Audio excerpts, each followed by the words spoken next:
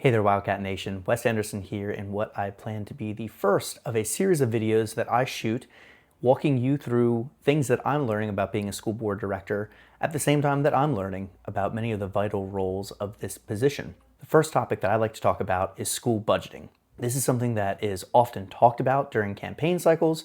It's one of the functions of a school board member that is most known and believed to be understood by many members of the public. After all, we make personal budgets for our houses. If we own or participate in business, often are involved in budgets there. So the school budget's pretty much the same thing as that, right? There are many similarities between a personal budget, a business budget, and a school budget, but there's also a number of differences as well. Between this video and the next few videos that I'll make in this series, it'll talk about all of the ins and outs of public school budgets, specifically in Pennsylvania, and the figures that we'll discuss will be specific to Dallastown Area School District. However, many of the principles will apply throughout the state of Pennsylvania and even throughout the US as well. So what is a budget? It is legally required, publicly available information that balances the revenue, or the money coming into the district, with the expenses, or the money going out of the district each year. There's a lot packed into that short definition that I'd like to break down. So first, it's legally required. As a school board director, myself and the other school board directors, along with the superintendent, who make up the team of 10, are required by June 30th of each year to pass a budget. A question you might have based upon that definition is, why does the budget have to be passed by June 30th? That seems like an arbitrary number. Well, the reason for that is public schools in Pennsylvania match their fiscal calendar to align with the state government in Pennsylvania, which runs from July 1st until June 30th each year.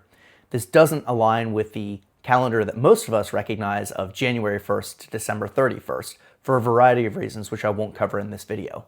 However, it's important to know that the schools are going to align with the state government. Why do they align? Well, the state government provides a significant amount of funding to schools throughout the state, although it does vary school by school. In the case of Dallastown, the state funding is around 20% of the overall revenue or money that comes into the district. This timeline can lead to challenges, however, as the school boards are required and bound to pass their budget by June 30th. However, the state often doesn't pass its budget until well beyond that.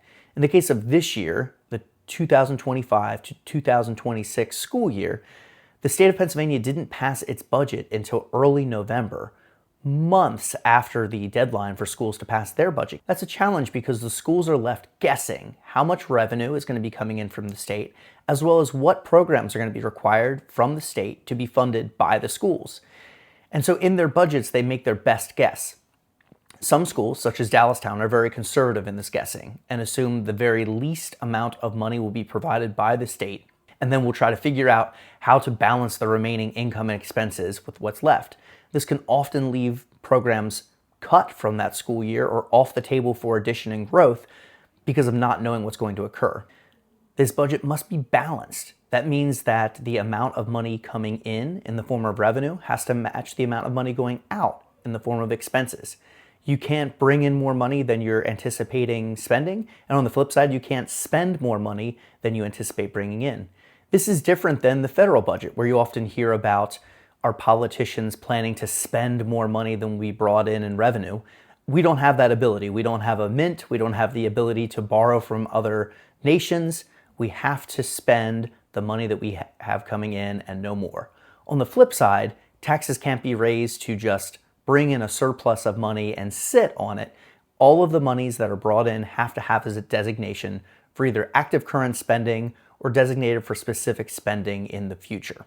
It's important to note, because the budget must be balanced, if the school is going to add expenses, such as hiring additional teachers or offering new services that it didn't previously, it must offset them with increased revenue.